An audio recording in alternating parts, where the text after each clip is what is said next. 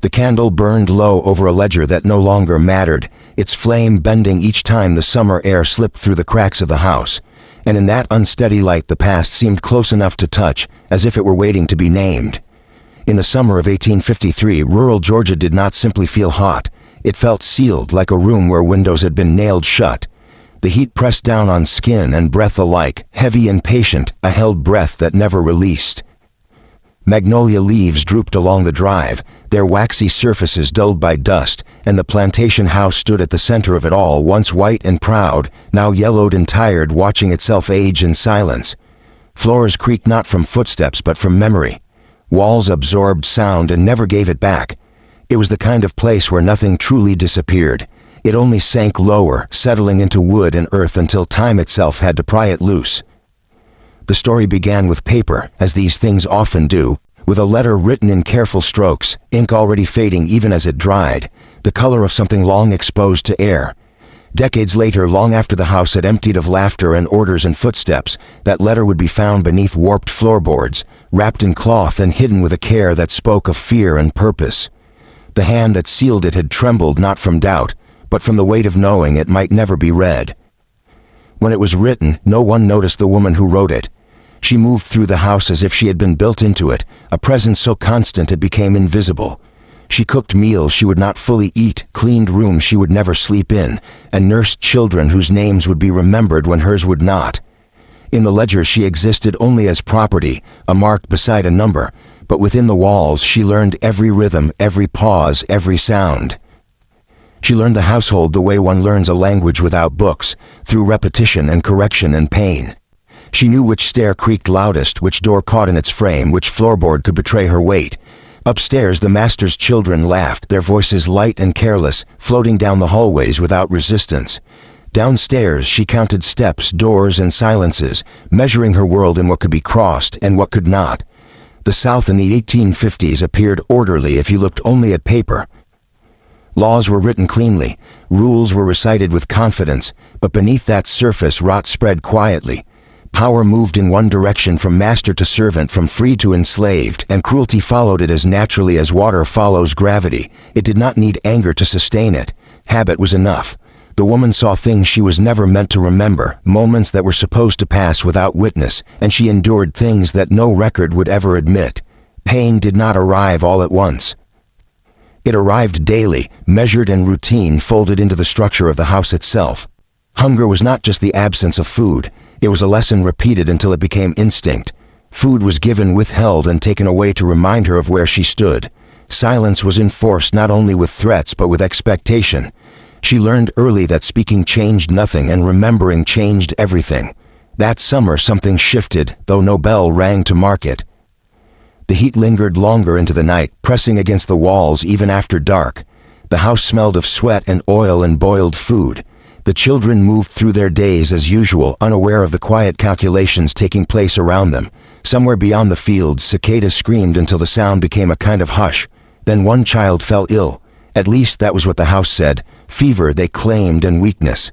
The servants were told not to worry, and worrying was never encouraged anyway. The second child followed soon after, and this time the explanations grew thinner. The heat, perhaps, bad meat, a passing sickness sent by God. The house accepted these answers the way it accepted everything else without question. When the children disappeared from the rooms upstairs, their absence was treated as a private sorrow, not a public concern. Curtains were drawn, voices lowered. The fields, however, whispered other stories. Workers spoke in half sentences and looks, careful never to finish a thought out loud. No investigation followed. No doctor lingered long enough to ask difficult questions. Some losses, it seemed, were too inconvenient to examine, especially when examining them might force the house to look at itself. Life went on because it always did. The pigs behind the barn were fed generously that week, their troughs filled more often than usual, and no one asked why. In a place built on hierarchy, there were always animals and people considered closer to the ground, and the lines between care and neglect were drawn according to power, not innocence. The woman continued her work, her face still, her movements precise. Those who watched her saw obedience. They mistook stillness for acceptance. They did not understand that patience, sharpened by suffering, becomes something else entirely. They did not understand that when a person is stripped of everything, even fear can change shape. Years passed, the war came and went. The house aged. Ownership changed hands, but memory remained fixed. Freedom arrived for the woman late, like an apology whispered after the harm was done, and by then she had already learned what freedom could not undo. She lived quietly, her body bent by years of labor, her hands marked by work that never counted as her own. She carried the past with her the way some people carry old injuries, feeling them most when the weather changed. It was in that quiet life that she wrote the letter, choosing her words carefully, not to shock but to settle a debt.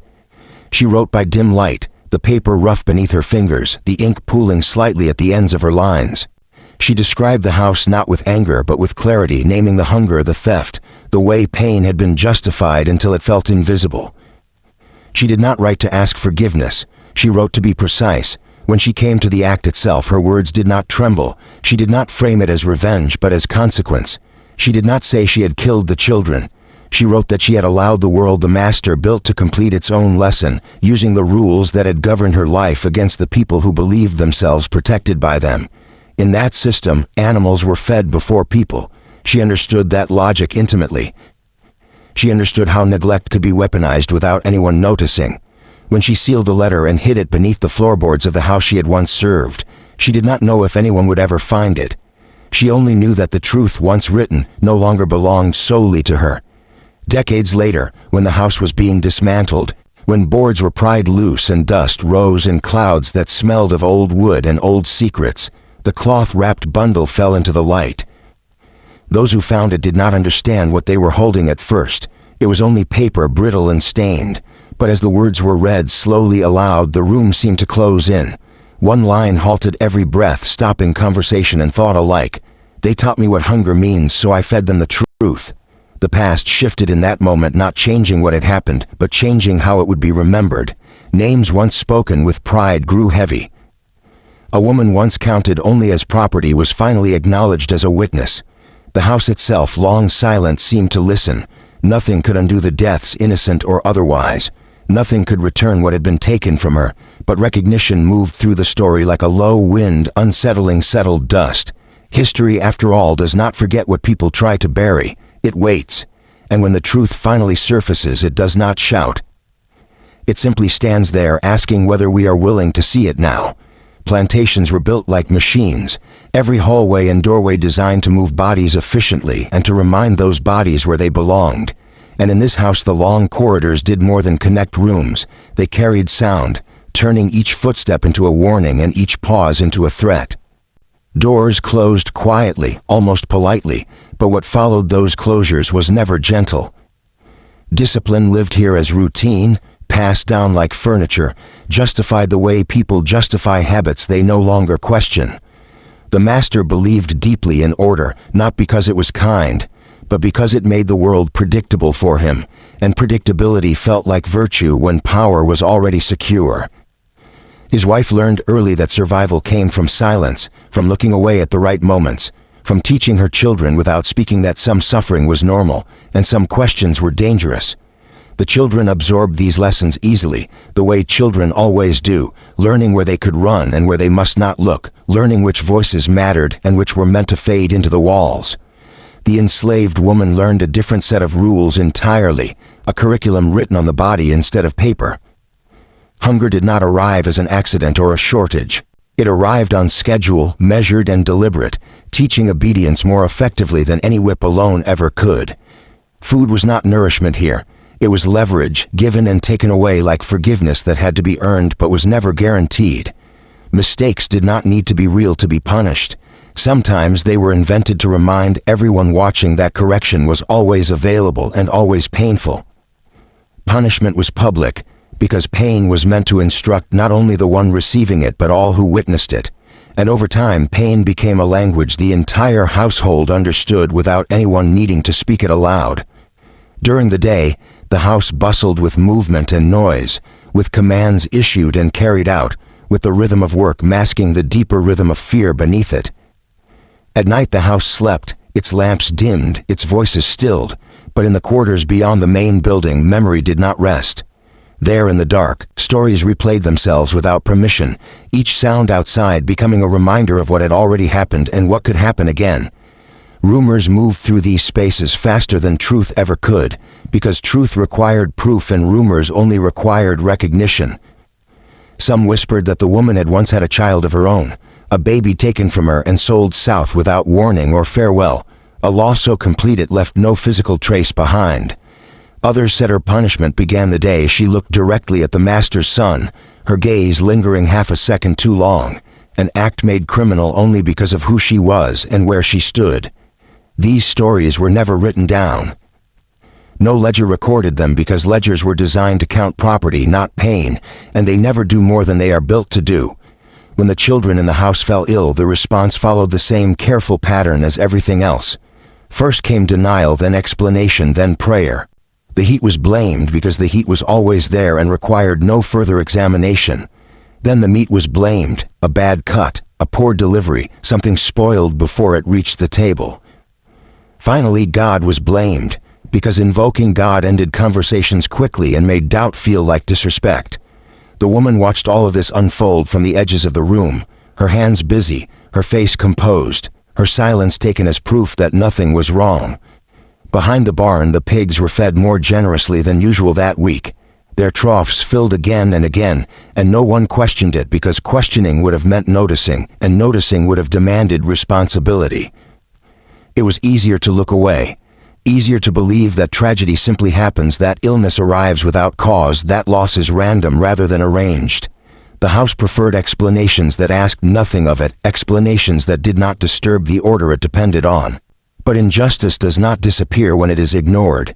It does not dissolve into the air or sink quietly into the ground. It ferments. It changes shape. It waits. The woman's silence was mistaken for obedience because those in power often confuse the absence of protest with agreement. Her stillness was read as acceptance because imagining anything else would have required acknowledging her interior life, and that was something the household could not afford to do. What they failed to understand was that patience, when sharpened by suffering, becomes something dangerous, something capable of holding many things at once. It can hold memory. It can hold calculation. It can hold the rules of a system and turn them inward. The woman knew this house better than anyone who claimed ownership of it. She knew its schedules, its habits, its blind spots. She knew which explanations would be believed and which questions would never be asked. When the first child was buried, the soil freshly turned, the prayers spoken quickly, the household exhaled as if one's sorrow were manageable. When the second followed, the grief deepened, but so did the determination not to look too closely at why. The woman attended to her duties as she always had, her movements precise, her eyes lowered, her presence so constant it felt natural, inevitable. Inside her, something had already crossed a line.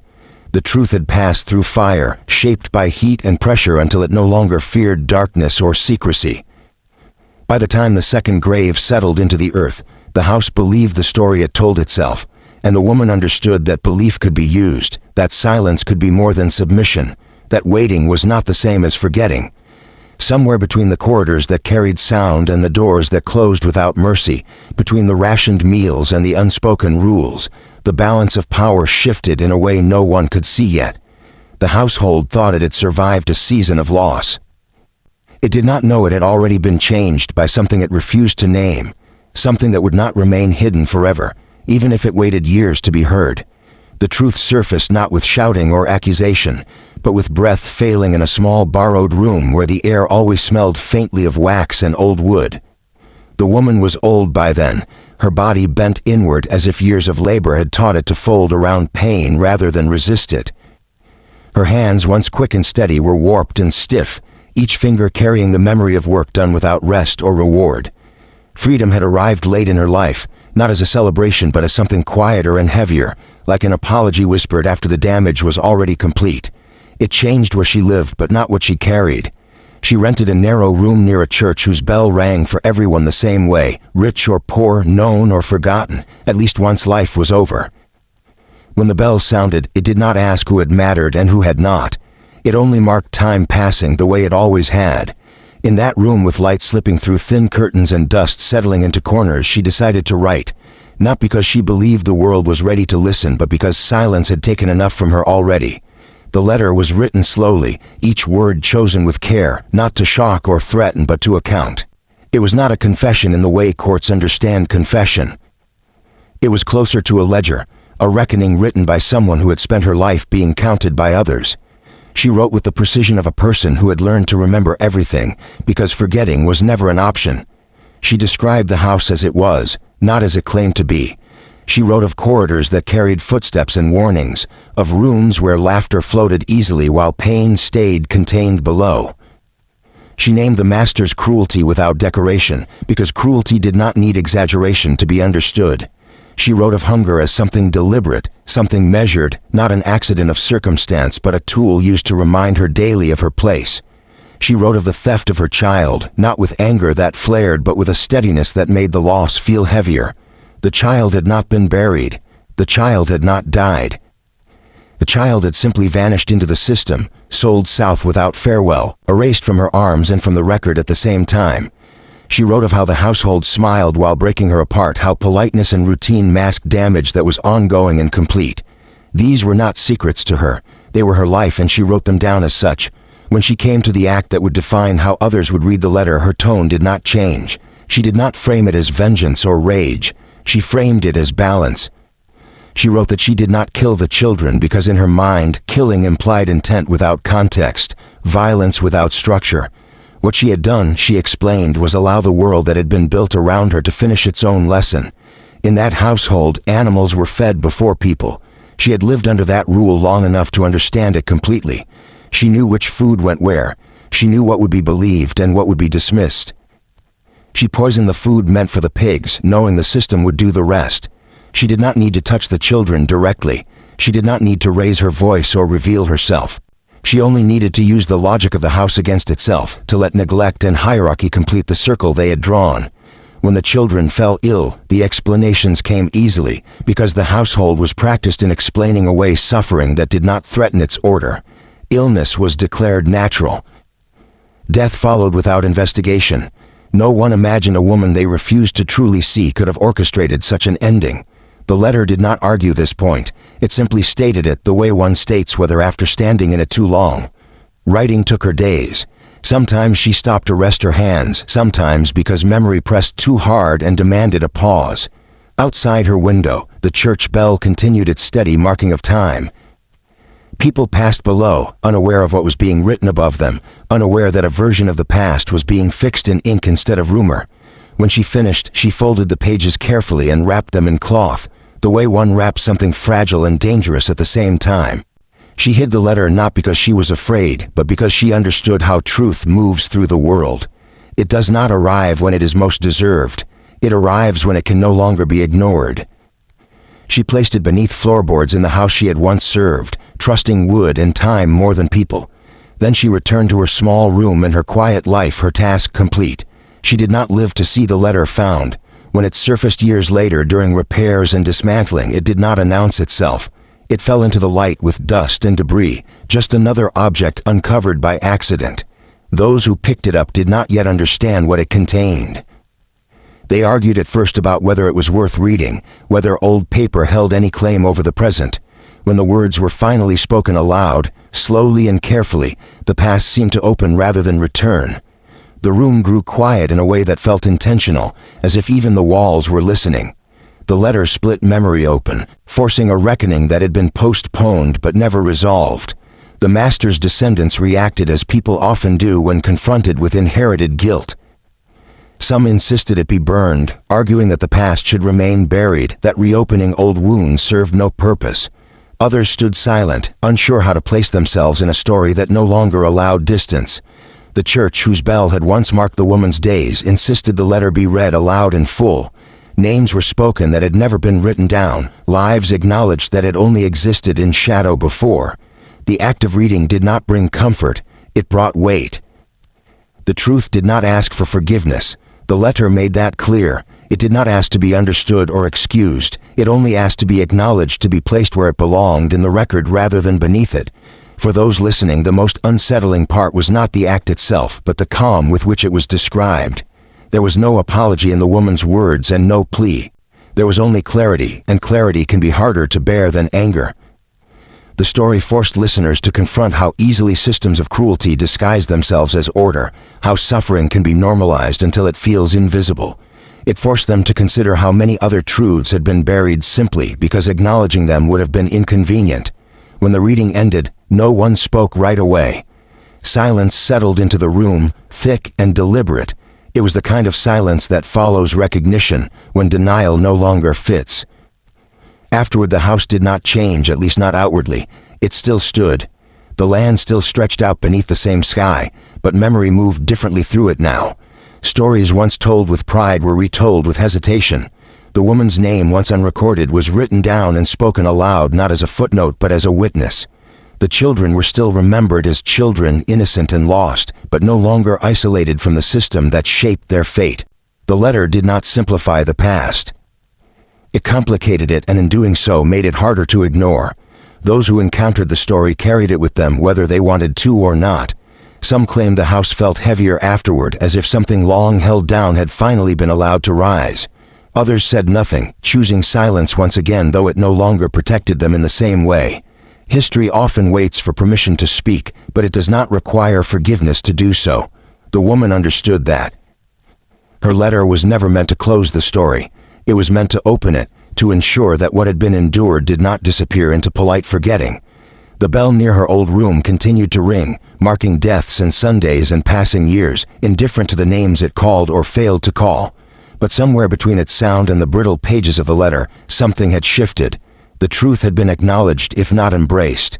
And sometimes that is the only redemption history allows. Some names only find peace once the truth is spoken. The plantation house is gone now, its boards pulled apart and its columns reduced to photographs and memory, its name spoken only when someone needs a reference point that no longer exists.